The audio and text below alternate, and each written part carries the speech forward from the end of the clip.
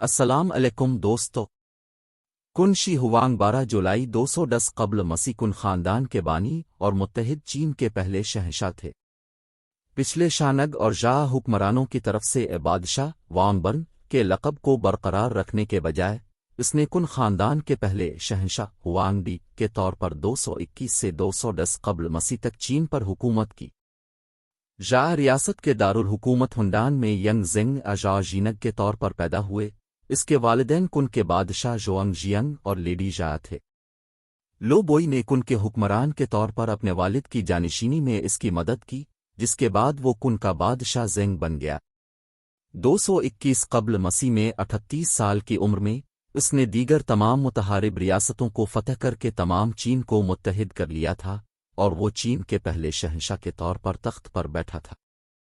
اس کے دور حکومت کے دوران اس کے جرنیلوں نے چینی ریاست کے حجم کو بہت بڑھایا، چونکہ جنوب میں مہمات نے ہینان اور گوانگ ڈونگ کی یو سرزمین کو مستقل طور پر چینی ثقافتی مدار میں شامل کیا، اور اندرونی ایشیا میں مہمات نے خانہ بدوش سے ایوردوز لوپ کو فتح کر لیا، حالانکہ بعد میں نے کے تحت ریلی نکالی۔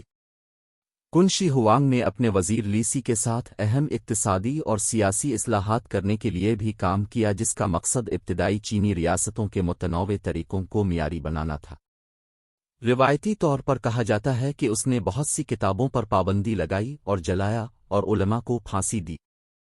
تاریخی طور پر کن شی ہوانگ کو اکثر ایک ظالم حکمران اور سخت قانون دان کے طور پر پیش کیا جاتا تھا، جس کا ایک حصہ ہان خاندان کے ان کے بارے میں کیے گئے سخت جائزوں سے تھا۔ کن شی ہوانگ نے 210 قبل مسیح میں اپنی موت تک حکومت کی۔